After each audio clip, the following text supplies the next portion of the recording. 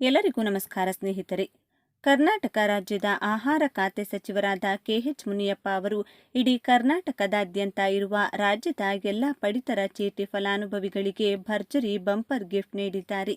ಪಡಿತರ ಚೀಟಿ ಫಲಾನುಭವಿಗಳಿಗೆ ಮತ್ತೆ 10 ಕೆಜಿ ಅಕ್ಕಿ ವಿತರಿಸಲು ರಾಜ್ಯ ಸರ್ಕಾರ ನಿರ್ಧರಿಸಿದೆ.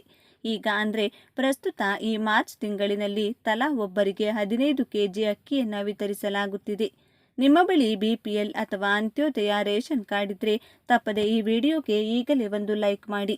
ಆಹಾರ ಖಾತೆ ಸಚಿವ ಕೆಎಚ್ ಮುನಿಯಪ್ಪ ಅವರು 10 ಕೆಜಿ ಅಕ್ಕಿಯ ಜೊತೆಗೆ 4 ಬಗೆಯ ಹೊಸ ವಸ್ತುಗಳನ್ನು ನೀಡಲು ಕ್ರಮ ಕೈಗೊಳ್ಳಲು ಮುಂದಾಗಿದ್ದು, ಇಡೀ ಕರ್ನಾಟಕದ ಎಲ್ಲ ಪಡಿತರ ಚೀಟಿಯ ಬಡ ಫಲಾನುಭವಿಗಳಿಗೆ ಭರ್ಜರಿ ಬಂಪರ್ ಗಿಫ್ಟ್ ನೀಡಿದ ಆಹಾರ ಸಚಿವ ಕೆಎಚ್ ಮುನಿಯಪ್ಪ.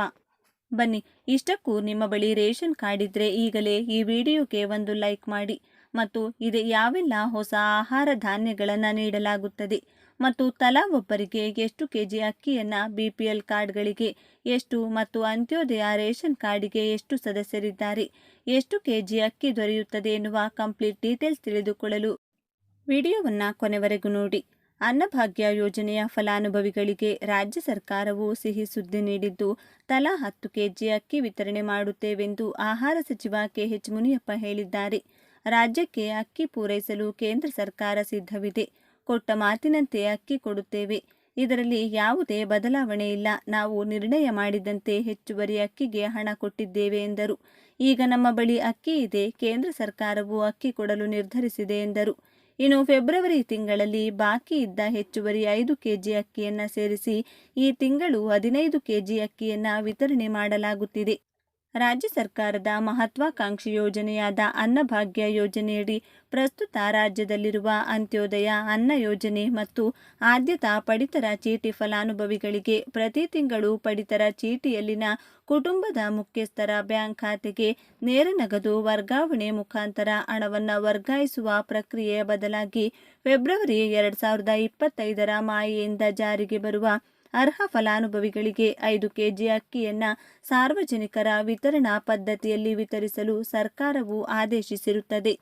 ಅದರಂತೆ ಪಡಿತರ ಚೀಟಿಯಲ್ಲಿನ ಫಲಾನುಭವಿಗಳಿಗೆ ಮಾರ್ಚ್ 2025ರ ಮಾಹೆಗೆ ಫೆಬ್ರವರಿ 2025ರ 5 ಕೆಜಿ ಅಕ್ಕಿ ಸೇರಿಸಿ ಹಂಚಿಕೆ ಮಾಡಲಾದ ಪಡಿತರ ಪ್ರಮಾಣದಂತೆ ಆದ್ಯತಾ ಪಡಿತರ ಚೀಟಿಯಲ್ಲಿನ ಪ್ರತಿ ಸದಸ್ಯನಿಗೆ 15 ಕೆಜಿ ಅಕ್ಕಿ, 3 ಸದಸ್ಯರಿಗಿಂತ ಕಡಿಮೆ ಸದಸ್ಯರನ್ನು ಹೊಂದಿರುವ ಅಂತ್ಯೋದಯ ಪಡಿತರ ಚೀಟಿಗೆ 35 ಕೆಜಿ ಅಕ್ಕಿ, 4 ಸದಸ್ಯರಿಗಿಂತ ಹೆಚ್ಚು ಸದಸ್ಯರನ್ನು ಹೊಂದಿರುವ ಅಂತ್ಯೋದಯ ಪಡಿತರ ಚೀಟಿಗೆ 35 ಕೆಜಿ ಅಕ್ಕಿಯೊಂದಿಗೆ ಪ್ರತಿ ಸದಸ್ಯರಿಗೆ 10 ಕೆಜಿ ಅಕ್ಕಿಯನ್ನು ವಿತರಿಸಲಾಗುವುದು ಎಂದು ಆಹಾರ, ನಾಗರಿಕ ಸರಬರಾಜು ಮತ್ತು ಗ್ರಾಹಕರ ವ್ಯವಹಾರಗಳ ಇಲಾಖೆಯು ಪ್ರಕಟಣೆಯಲ್ಲಿ ತಿಳಿಸಿದೆ.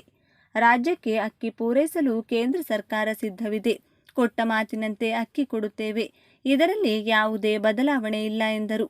ನಾವು ನಿರ್ಣಯ ಮಾಡಿದಂತೆ ಹೆಚ್ಚುವರಿ ಅಕ್ಕಿಗೆ ಹಣ ಕೊಟ್ಟಿದ್ದೆವು ಎಂದರು. ಈಗ ನಮ್ಮ ಬಳಿ ಅಕ್ಕಿ ಇದೆ.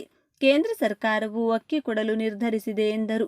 ಹಾಗೆಯೇ ಯಾವುದೇ ಕಾರಣಕ್ಕೂ ರಾಜ್ಯದಲ್ಲಿ ಸಿಎಂ ಬದಲಾವಣೆಯ ಪ್ರಶ್ನೆಯೇ ಇಲ್ಲ ಎಂದು ಸಚಿವರು ಹೇಳಿದರು. ಅನ್ನಭಾಗ್ಯ ಯೋಜನೆಯಡಿ ರಾಜ್ಯ ಸರ್ಕಾರ ಈ ತಿಂಗಳು 15 ಕೆಜಿ ಅಕ್ಕಿ ಕೊಡಬೇಕಾಗಿತ್ತು. ಇದುವರೆಗೆ 5 ಕೆಜಿ ಅಕ್ಕಿಯ ಹಣವನ್ನು ನೀಡಲಾಗುತ್ತಿತ್ತು. ಆದರೆ ಈ ತಿಂಗಳಿನಿಂದ ಹಣದ ಬದಲು ಅಕ್ಕಿಯನ್ನೇ ನೀಡುವುದಾಗಿ ಘೋಷಣೆ ಮಾಡಲಾಗಿತ್ತು. ಆದರೆ ಈ ತಿಂಗಳಿನ ಪಡಿತರ ಪಡೆಯುವವರು ಹೋದ ಫಲಾನುಭವಿಗಳಿಗೆ ಶಾಕ್ ಎದುರಾಗಿತ್ತು. ಬಹುತೇಕ ಜಿಲ್ಲೆಗಳಲ್ಲಿ ಪಡಿತರ ವಿತರಣಾ ಕೇಂದ್ರದಲ್ಲಿ ನೋ ಸ್ಟಾಕ್ ಬೋರ್ಡ್ ಕಂಡುಬಂದಿದೆ.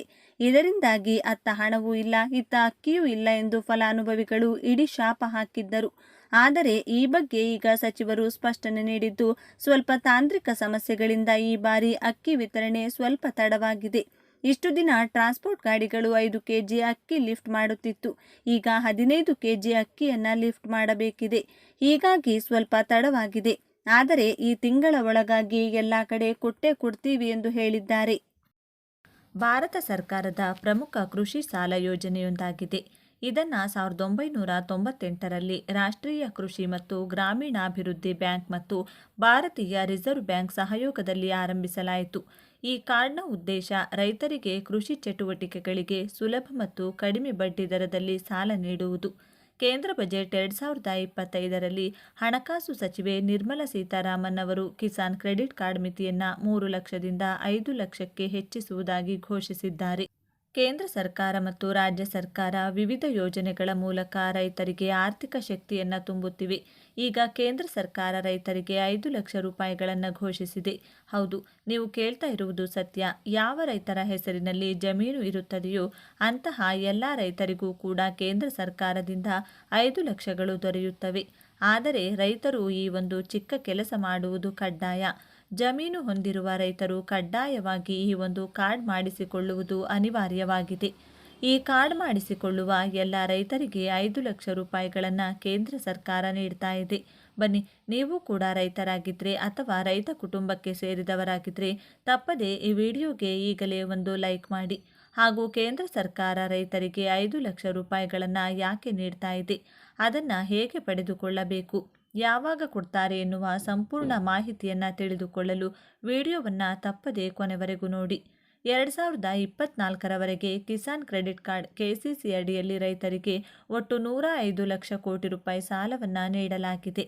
ಕೇಂದ್ರ ಹಣಕಾಸು ಸಚಿವಾಲಯ ಇತ್ತೀಚೆಗೆ ಹೀಗಂತ ಬಹಿರಂಗಪಡಿಸಿದೆ. ಮಾರ್ಚ್ 2014ರಲ್ಲಿ 426 ಲಕ್ಷ ಕೋಟಿಯಿಂದ ಡಿಸೆಂಬರ್ 2024ರಲ್ಲಿ 105 ಲಕ್ಷ ಕೋಟಿಯವರೆಗೆ ದ್ವಿಗುಣಗೊಂಡಿದೆ ಎಂದು ಹೇಳಿದೆ.